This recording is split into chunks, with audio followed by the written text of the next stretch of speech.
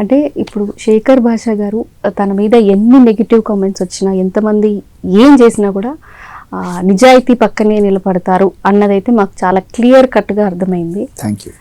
అంటే దీని గురించి అంటే రాస్తారు నేను లావణ్య గురించి మీరు చాలా చాలా ఫేస్ చేశారు. మేము చూస్తూనే ఉన్నాం, అందరికి తెలుసు కూడా.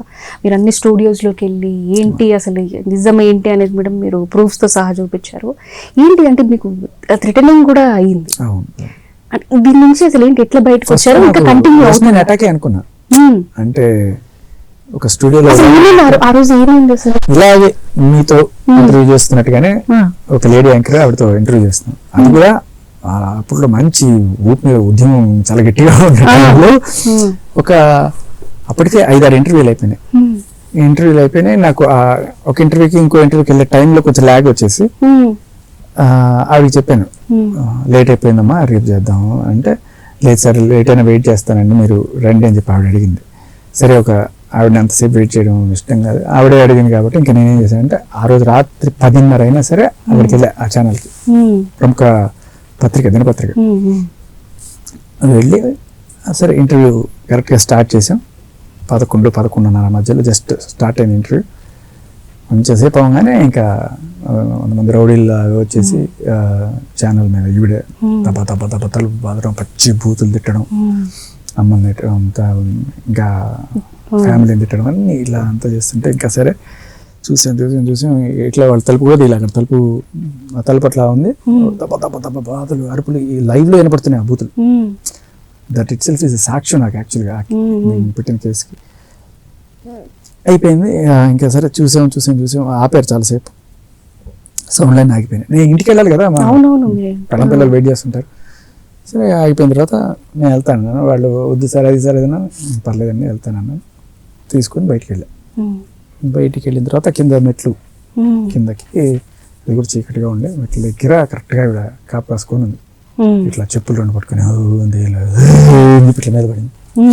పడితే నేను తోసి తప్పించుకొని ముందుకు వెళ్తాను. వెంటనే ఇంకొంతమంది వచ్చారు, వచ్చి ఆడపిల్ల మీద చేస్తారు అని చెప్పి వాళ్ళు అటాక్ చేశారు. అర్ధరాత్రి ఆవిడకి అక్కడ రావాల్సిన పని ఏంటి, ఆమె దాడి చేయాల్సిన పని ఏంటి అండ్ నాకు అప్పుడు తెలియలే. ఇది ఓన్లీ ఏదో భయపెట్టడానికో లేకపోతే చేసిన అటాక్ అనుకున్నాను. కానీ తర్వాత ఒక ఫోన్ కాల్ విన్నాను. అది ఎలా అంటే సరే త్రూ సమ్ ఈ మస్తాన్ సాయి అనే అతని ఫోన్ సీజ్ అయిందో మొత్తానికి ఏదో రకంగా అది బయటకు వచ్చింది. ఆ కాల్లో చాలా క్లియర్గా వీళ్ళందరూ ప్లాన్ చేసుకుంటాను, లావణ్య అండ్ గ్యాంగ్, అందులో లక్ష్మీ పడాలనే ఆవిడ, వీళ్ళందరూ కలిసి వీడిని ఎలా చంపాలి, ఎక్కడెక్కడ చంపచ్చు అని చెప్పి అందులో ఒక్కనొక ప్లాన్ 4 ప్లాన్లు చెప్పుకున్నారు. దాంట్లో ఒక ప్లాన్ ఏంటంటే ఇట్లా మీడియా హౌస్ నుంచి కిందకు వస్తున్నప్పుడు సీసీ కెమెరాస్ లేని ఏరియా చూసి కాపు కాసి కొట్టడం ఒకటి. ఇంకొకటి నేను ఒక అప్పుడప్పుడు గౌరవార్థం ఒక సమాధి దగ్గరికి విజిటింగ్కి వెళ్తాను అనమాట, జడ్చర్లలో ఉంటారు. ఆ జడ్చర్లో సమాధి దగ్గరికి వెళ్ళి కాసేపు టైంలో కూర్చొని వస్తాను, ఏదో ఒక పర్టికులర్ టైమ్ ఆఫ్ దీంట్లో అలా వెళ్తానని తెలుసుకొని అక్కడికి నేను వచ్చినప్పుడు కొంతమంది రౌడీలను పెట్టి కొట్టి చంపించేద్దాం, కొట్టి చంపి ఆనవాడు కూడా దొరకకుండా చేయాలనేది అక్కడ ప్లాన్ స్కెచ్.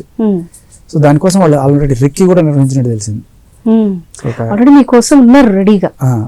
ఆ రోజు నేను వస్తాను అనుకొని కరెక్ట్గా ఆ రోజు కన్నా ముందు రోజు ఆ రోజు వాళ్ళు వెళ్ళి అక్కడ అదేంటంటే ఊరవతల ఒక పొలంలో ఉన్న సమాధి అది. సో అక్కడ మనుషులు ఎవరు ఉండరు, వెళ్ళామో నేను కాసేపు కూర్చొని ప్రశాంతంగా చేస్తాను అన్నమాట.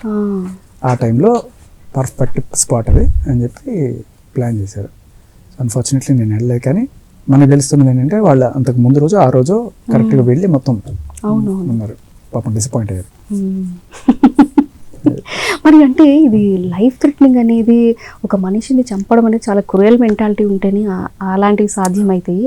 మరి ఏంటి దీని గురించి మెంటాలిటీ అంతేనండి. ఇప్పుడు వాళ్ళు చేసే పనులు బేసికలీ ఇప్పుడు గంజాయి తాగడము, లేకపోతే డ్రగ్స్ చేయడము, మందు కొట్టడము.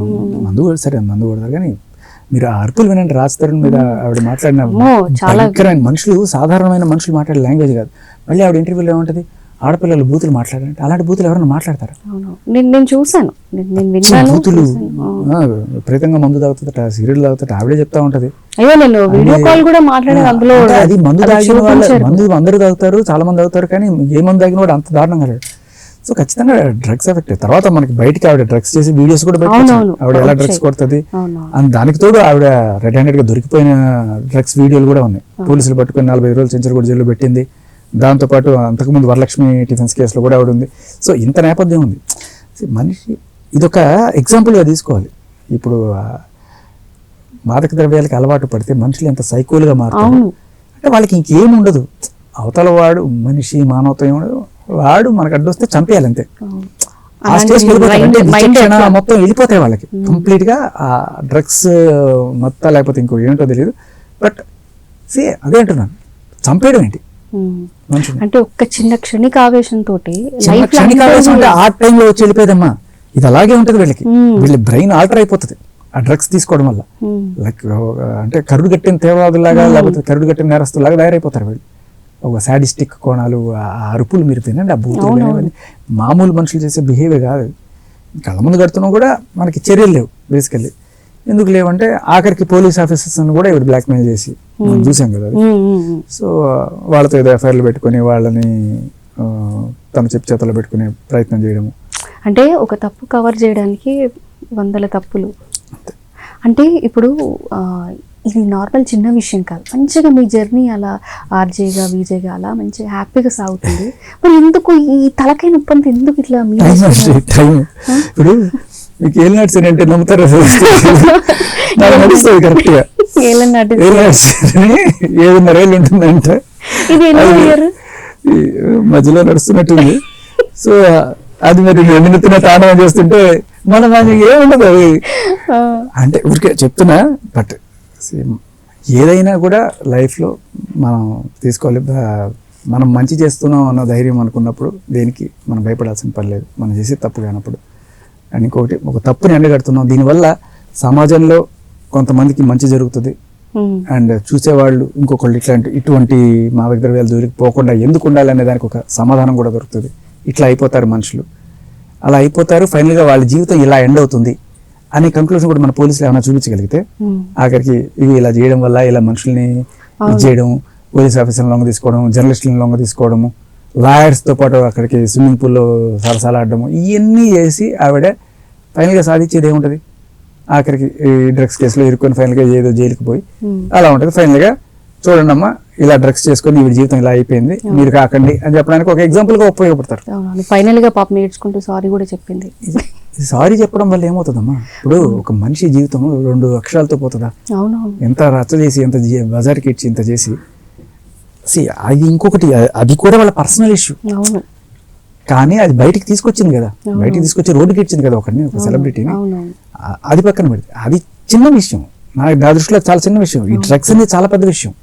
అక్రమ సంబంధాల కన్నా డ్రగ్స్ చాలా దారుణం. అక్రమ సంబంధాలు ఇవాళ ఎవడో ప్రతి ఒక్కరి దగ్గర ఉంటుంటాయి, కానీ ఈ డ్రగ్స్ వల్ల వీళ్ళు చేసే బిహేవియర్, అక్రమ సంబంధాలు పెట్టుకున్నారు, బట్ అవతలను కొట్టి చంపేయడాలు ఏంటి, చంపించేయడాలు ఏంటి, అమ్మాయిలకి చిన్న 19 ఏళ్ళు 20 ఏళ్ళు డ్రగ్స్ అలవాటు చేయడం ఏంటి, ఇటువంటివన్నీ అసలు డైజెస్ట్ చేసుకోలేము. ఇటువంటి వాళ్ళకి సరైన చోటు ఎక్కడ పెట్టాలో అక్కడ పెట్టాలి వాళ్ళని. అది పెట్టి కూడా మనం ఎగ్జాంపుల్ ఆవిడ సారీ చెప్పిందని వదిలేయడము ఇట్లాంటివి కాదు కదా. సారీ చెప్పినంత మాత్రం ఆవిడ చేయదు కదా, ఆమె చేస్తూనే ఉంటాయి కదా. మనకి అప్పుడు తెలిసేది అవసరం కూడా ఏముంది? ఇప్పుడు మస్తాన్ సార్ మీద కేసు పెట్టాలంటే ఈ కేసు వదులుకోవాలి, సింపుల్. లేకపోతే ఇద్దరు అమ్మగోళ్ళని చెప్పలేం కదా. అవునవును, అది